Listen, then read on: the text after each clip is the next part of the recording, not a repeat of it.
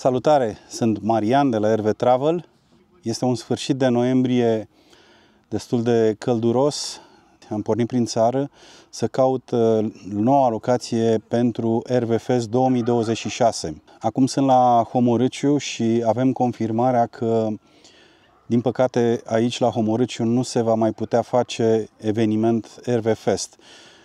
Momentan, cel puțin un an, doi, nu știu, dar avem confirmarea că nu se mai poate face aici. Așa că am pornit, de fapt știam asta mai de mult, dar nu am vrut să o fac oficial pentru că nu eram 100% sigur. Acum, după ce am vorbit aici cu Cosmin și cu Monica, din păcate, cum am spus, nu mai putem face acest festival, RV Fest 2026, la campingul Ferma Vieții din Homorâciu, din motive care deocamdată nu este cazul să le spun. Am pornit prin țară într-o călătorie să văd, să descoper alte locații. Este foarte, foarte greu pentru că locația pentru un asemenea eveniment, cei care ați fost la RV Fest edițiile trecute știți că este nevoie de un teren mare, de un teren destul de drept, cu niște facilități și așa mai departe. Este foarte complicat să găsim în România un asemenea teren care să îndeplinească anumite cerințe. Nu se poate face pe un teren oarecare. Se poate face și într-un teren situat în off-camping, deci care nu este în circuitul campingurilor, dar trebuie să îndeplinească niște cerințe. Deocamdată eu personal nu am găsit acel teren. Dacă dintre dumneavoastră știți vreun asemenea teren mare care să acomodeze undeva în jur de minim 200 de echipaje, vă rog să-mi lăsați un mesaj că poate, cine știe, poate facem în acea locație. Vreau să vă spun că la anul deja lucrez la noi proiecte. Pe lângă întâlnirea RV Fest, care sper la un moment dat să o ținem undeva, nu știu cum și nu știu acum în ce condiții, dar cu siguranță va fi. La anul se fac 7 ani de zile de când am început să pun materiale pe canalul de YouTube, așa că va fi un eveniment foarte interesant, cu multe surprize. Vreau să facem o petrecere interesantă, cei 7 ani de acasă. Va fi un eveniment interesant pentru cine vrea să participe. Să sperăm că iese. Nu mai știu nimic acum, deci după astea 2 zile sunt plecat de ieri dimineață, de la ora 3 dimineață din București. Am călătorit până acum peste 800 de kilometri.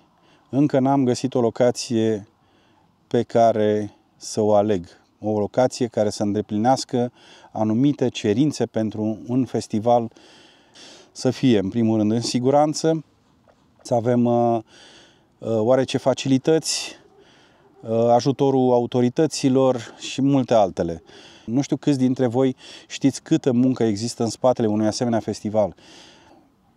Chiar unii dintre dumneavoastră ați comentat la un moment dat pe pagine de socializare că de ce cer, nu știu, 100 de lei pentru un festival, cum a fost cazul la festivalul din octombrie, vorbim de Oktoberfest Fest, au fost voci care au comentat de ce se cere 100 de lei în condițiile în care nu se oferă nimic, relativ nimic. Cu toate că acolo au fost cam toate condițiile, am avut apă, am avut unde să deversăm toaleta, am avut unde să deversăm apele gri. Repet, acolo s-a făcut un eveniment pe un teren privat, adică nu era camping. Totuși, ca să aduci o formație, ca să aduci sonorizare, ca să aduci lumini, ca să aduci o grămadă de chestii, sunt niște costuri. Costurile astea trebuie suportate de undeva, pentru că în România deocamdată nu există sponsori care să vină să spună poftim, ia de aici o sumă de nu știu cât și organizează un festival. Pregătirea acestui festival am început să o fac, mă refer de RV Fest 2026, cam de la începutul lui octombrie, pentru că sunt anumiți pași pe care trebuie să-i urmăm. Trebuie să trimit niște e-mail-uri unor sponsori mari, să vedem, poate reușim să aducem niște sponsori. Ați văzut că cei care ați fost la Oktoberfest ați primit un welcome bags welcome backs care a fost susținut de anumite firme. Este important ca aceste firme să primească niște mail-uri din partea mea ca organizator, să le primească din timp, nu cu o săptămână înainte sau cu o lună înainte. După care sunt dealeri, de exemplu, care trebuie să-și facă un plan, să creeze niște bugete și așa mai departe. Adică toată treaba asta nu e atât de simplă cum pare. Sigur că o parte dintre voi știți, dar marea majoritate nu știți ce implică un asemenea eveniment. Sunt conștient de faptul că schimbarea unei locații a unui eveniment implică niște riscuri, printre care scăderea numărului de participanți. Este logic cumva pe undeva, dar teoretic eu acest festival, inițial când l-am pornit cu ideea să fie itinerant.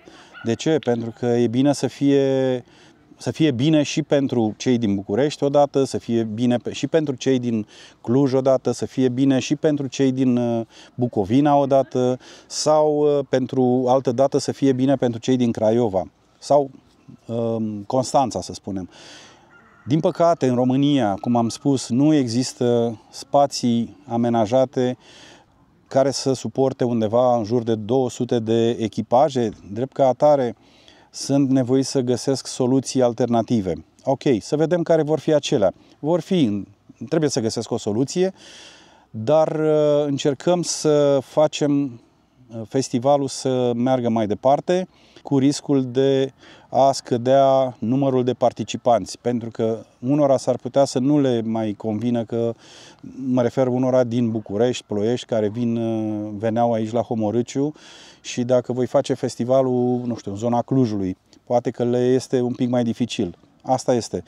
Scopul meu nu este să fac un festival sau, cum să vă spun, nu vreau să fiu eu cel mai mare, nu vreau eu să fiu cel mai tare, nu vreau eu să fiu cel mai sustenabil, cel mai nu știu ce. Eu vreau să fac un festival pentru oamenii care simt călătoria cu rulota sau cu autorulota și vreau să ne simțim bine.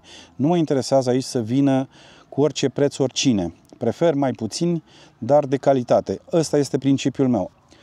Vă mulțumesc că mă urmăriți, vă mulțumesc că sunteți alături de mine, vă mulțumesc pentru consecvența cu care urmăriți videourile mele și vă aștept la RVFest 2026, oriunde va fi el. Cu siguranță voi găsi o soluție. La revedere!